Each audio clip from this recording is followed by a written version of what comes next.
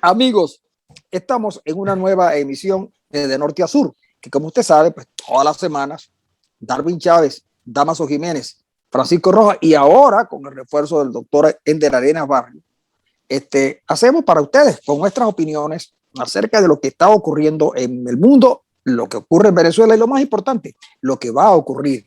Justamente porque nosotros hacemos una grabación los días sábados o domingos y la colocamos el lunes o el martes en las redes con nuestras opiniones que por supuesto, como usted bien sabe, pues son las opiniones de especialistas, Damaso Jiménez, Ender y Damaso Jiménez, Darwin Chávez, perdón, Ender Arenas y Damaso Jiménez, y que yo ayudo a moderar esta conversación. Yo voy a cometer una tremendura hoy, pero les ruego que sean muy cortos. ¿Qué piensan ustedes del gobierno interino? Bueno, que comience Ender, que es el nuevo integrante. Sí, yo creo que, mira, o nuevo interino. Decía al principio, yo soy el interino.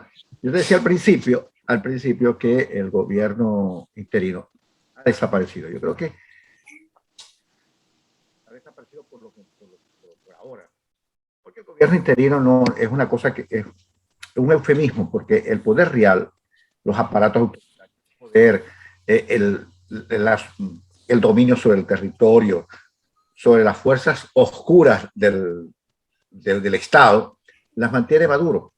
De tal manera que el gobierno interino es como los gobiernos que decía Marx hace bastante tiempo, en 1848, un gobierno in partibus infidelium, un gobierno en el país de los infieles, porque no tiene ninguna incidencia dentro del territorio nacional, exceptuando que controla los activos en el exterior, que es muy importante, pero que además nos ha hecho ver, además, esa condición, que la corrupción es algo consustancial al ADN venezolano, porque el caso de Monómeros es una demostración de que no es que los otros son corruptos, ¿no? Sino que hay además vicios en el interior del gobierno, sectores del gobierno interino.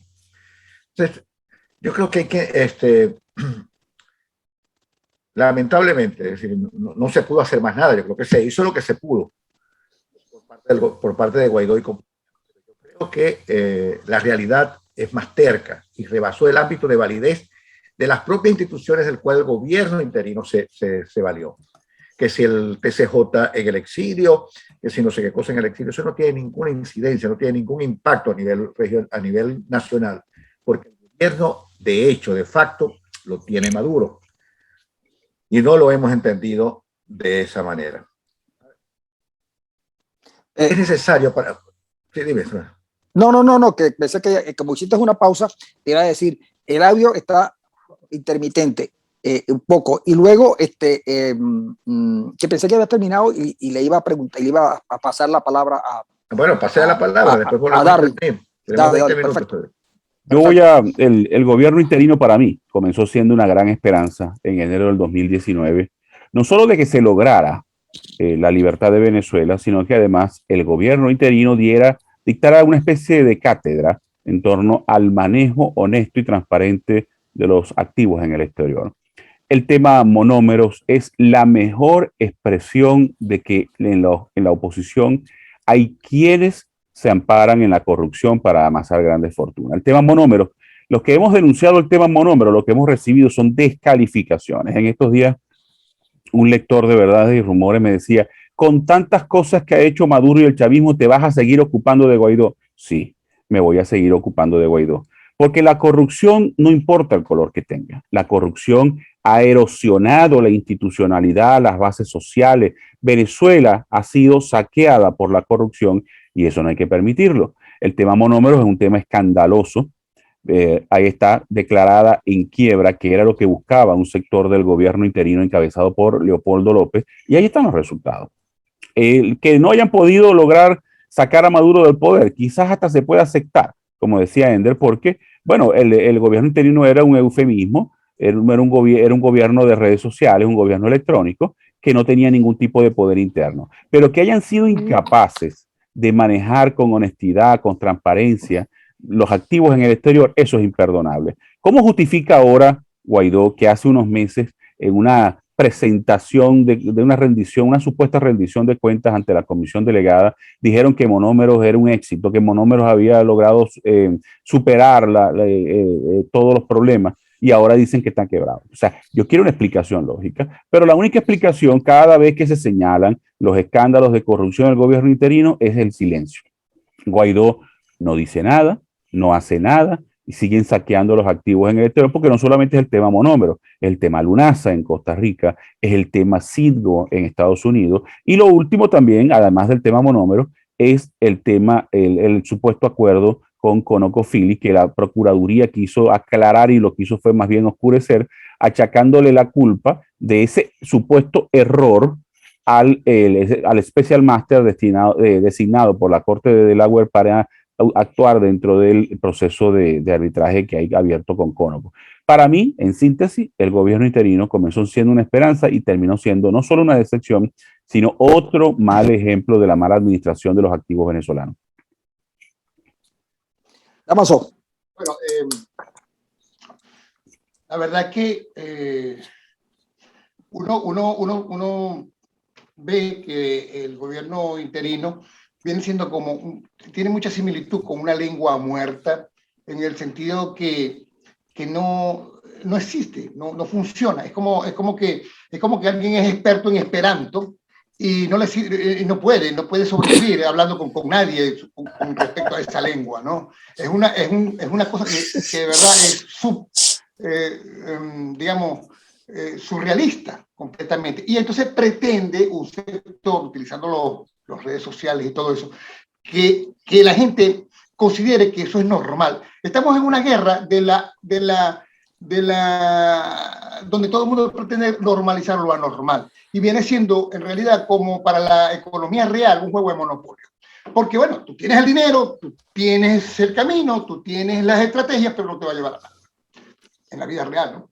Entonces, bueno, esa es la situación que tiene, para mí, un gobierno interino. Es una burla, principalmente porque además de las irregularidades, que yo no voy a hacer hincapié porque ya las hizo Darwin con respecto a monómeros y a otros activos que son administrados por este juego de monopolio, bueno, sencillamente el tema que más afecta, que más daña la situación de esperanza que tiene el venezolano es las reacciones que ha tenido Guaidó, su supuesto líder virtual, con respecto a la crítica situación que están viviendo los venezolanos. No hay una respuesta, no hay un norte, no hay una brújula. Parece más bien un empleaducho de quinta, que un semanero, en caso de que la gente esté buscando al profesor de una cátedra. Es duro. El único que sale es el semanero. Ese semanero es Guaidó. Nadie sabe dónde está y se olvidó dónde está el borrador.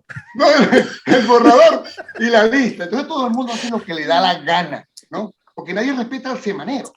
Entonces, bueno, esa es la situación. Yo creo que lo definió muy bien Darwin con respecto al tema de las irregularidades. No se puede permitir. Y bueno, esa misma burla es la que se siente cuando, bueno, si se permite eso, entonces se permiten las histerias, las miles de histerias de Jorge Rodríguez, sus cartelitos y su locura de fiestas trasnochadas. Pues, sí, pero como tenemos un poquito más adelante la cuestión de estas cosas de las que tú dices que sufre el caballero Rodríguez, yo quisiera decir que Guaidó llegó, se fue y parece que nadie lo advirtió.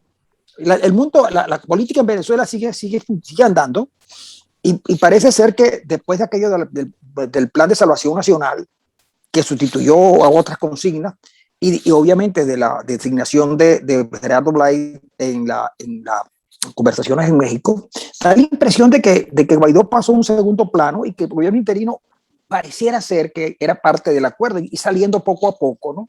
Solo que en el poco a poco han dejado algunos cabos sueltos, que son los que justamente anotaba Darwin, y que en honor a la verdad hay que reconocer que siempre estuvo sobre la información, aportando informaciones muy importantes que muchos se encargaban en desmentir.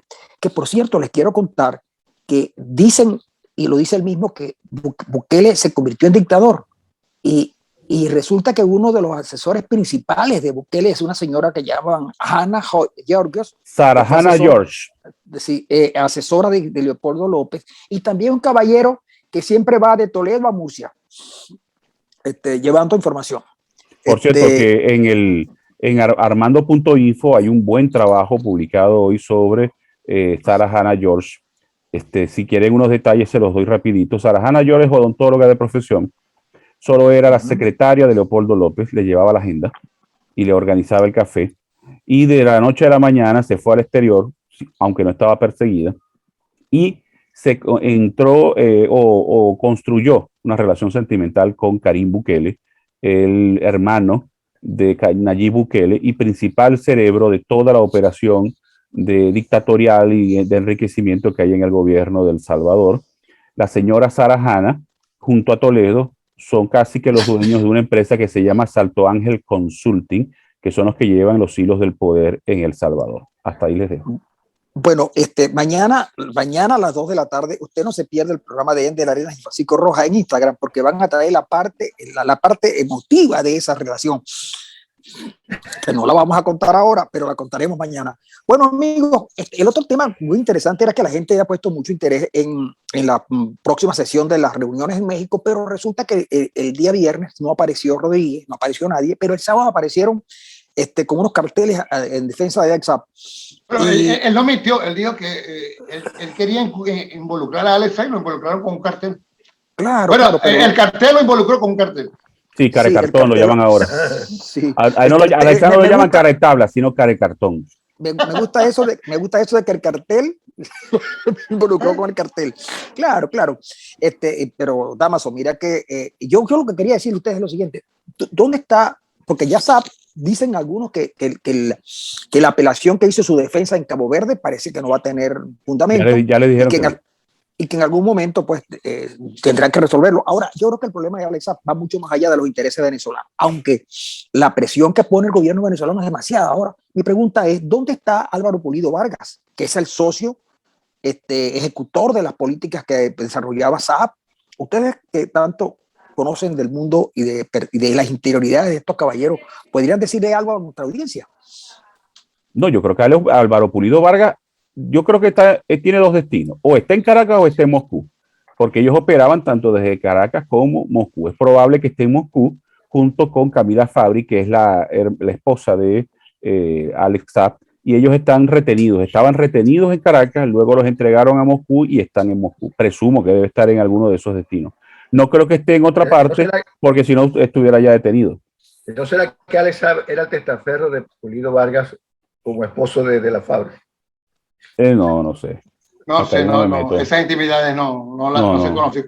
Pero lo cierto es que realmente, a ver, yo veo un régimen que reacciona o hace, digamos, actos de políticos que terminan teniendo consecuencias terribles para ellos. Por ejemplo, esa aparición que hizo en México le está costando realmente ahora la estabilidad a López Obrador, porque ya salió una oposición a señalar justamente que la manera como López Obrador trató de ligar un delincuente con jefes de Estado democráticos, ¿no? Buscado, una persona que tiene orden de aprehensión por parte de la justicia internacional, donde quería justamente, cometer hipocricidio prácticamente con lo que está ocurriendo lo que ocurrió en el CELAC. Entonces, no está saliendo bien las cosas. Esa jugada adelantada de Jorge Rodríguez con respecto a Alex Saab, le rebotó este mismo fin de semana, porque justamente aparecerse con unos cartelitos no es otra cosa que anunciar que no saben hacia dónde se están dirigiendo, no tienen camino preciso, la estrategia no le está funcionando al gran Goebbels del cartel Castro madurista, ¿no? Entonces, preocupante la situación para ellos. Yo creo que soy Francisco. Ajá. Yo creo que más allá del acto ridículo de llevar unos carteles, el compadre Alex a esa reunión, yo creo que es un acto más de infantilismo que rodea a esa izquierda que los gobierna. Es una cosa total que no tiene ningún sentido, porque lo que se ha hecho es que la gente más bien se burle del gesto de Rodríguez y compañía. Yo creo que hay que buscarle más allá de eso, es decir, provocar, pero obviamente que nadie va a pisar ese peine. Es un acto de infantilismo. Me imagino a Rodríguez creyendo hacer una morisqueta, una gracia y le sale una morisqueta con el asunto. Correcto, y no lo reconoce, no reconoce esos actos de disparate que están cometiendo. Bueno, es decir, Alex Saab no tiene vuelta. Alex Saab va a ir extraditado a Estados Unidos y yo creo que el temor del gobierno, porque cree que puede decir cualquier cosa, aunque él ha jurado sobre la Biblia, que él tiene todavía ahí en la cárcel, de que él no va a delatar nada, ningún negocio espurio que haya hecho con el gobierno. Creo que aquí, de México, hoy tengo la certeza de que no va a salir nada, porque el gobierno tiene limitaciones estructurales que impiden una salida a la crisis. Primero, no se habla de un acuerdo en torno a la Constitución, de eso no se habla. No se habla ni siquiera de un acuerdo multipartidario para gobernar, porque eso es fundamental. Y tampoco se habla de un acuerdo en estricto senso, un acuerdo con el Estado, con los empresarios, con los trabajadores, con los sectores medios, con los colegios profesionales. De eso no se habla. Y como no se habla de eso, el gobierno en cualquier momento, mira, no se tarda una semana o 2 semanas que el propio gobierno haya reunido las excusas que para ellos son válidas para darle una patada a esa mesa y salir prácticamente diciendo que no hay negociación porque la oposición es un lacayo de Story, porque el Estado es quien le da instrucciones. Cualquier excusa es válida, porque sus limitaciones estructurales fundan en su permanencia en el poder. Y sus limitaciones tienen que ver con el reconocimiento de que ese modelo ha fracasado. Y el fracaso de ese modelo significa el fracaso ¿de quién? De todo el populismo de radical que hay en América Latina, es decir, del neopopulismo. Me refiero a Bolivia, me refiero al Perú, me refiero incluso a Brasil, punto de Lula de volver, del fracaso argentino. El fracaso de Venezuela, el reconocimiento del fracaso de Venezuela significa el fracaso de ese modelo en América Latina, tal como se expresó ya en los años 80, de que es un modelo realmente fracasado. Aquí no hay socialismo, aquí lo que hay es un neopopulismo radical, pero en el caso venezolano, agravado por la ausencia de su líder carismático, tendrá cualquier cosa. Así como Bukele es el dictador más cool del mundo mundial, Maduro es el dictador más doy del mundo mundial. Mira, bueno, y eso que Alfredo, se me fue el apellido, ese monigote que se encuentra en la Argentina, pues le está haciendo buena competencia. Alberto Fernández. Mira, yo quería, hay un tema que me interesa si lo pudiéramos tocar. Primero, lo de López Obrador, cuando la consigna que tiene abrazos y no balazos, México está en manos de la violencia, de los carteles y del narcotráfico. Es una cosa increíble lo que está pasando allí. Basta con ver la revista Proceso para darse cuenta que en México hay una situación verdaderamente delicada. Pero me interesa lo siguiente. Si el gobierno acordó ir al diálogo en México, ¿de acuerdo? Pero paralelamente convocaron unas elecciones. El gobierno suponía que la oposición no iba a ponerse de acuerdo y participar en las elecciones. Por supuesto, ahora va a haber mucho más gente que la que hubo en las parlamentarias. Pero fue al diálogo para decir, nosotros queremos diálogo, nosotros queremos elecciones, nosotros queremos estas cosas, pero da la impresión que por debajo existiera algo que le ha hecho ver al gobierno que esa fue una jugada fallida. Y por eso han tratado de alguna manera de enturbiarlo. No les ha salido bien, pero están, como alguien lo decía hace unos días, tratando de salirse de la suerte en la que ellos mismos se metieron. Ahora, ¿qué podría hacer la oposición en ese sentido? Yo vi el comunicado del viernes de la gente de la plataforma unitaria. Me pareció bien. Me parece que están actuando bien.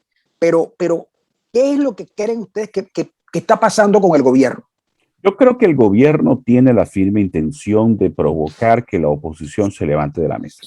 Ellos no pueden levantarse de la mesa porque, primero, hay un compromiso de sus aliados más confiables como Rusia y Cuba de que ellos se mantengan, pero además Estados Unidos se ha guardado varias cartas para presionar al chavismo. Una de ellas es Alex Saab, otra es el Pollo Carvajal, pero además recordemos que está latente la solicitud de que el gobierno norteamericano declare al Partido Socialista Unido de Venezuela como organización ligada al terrorismo, que sería una acusación muy grave.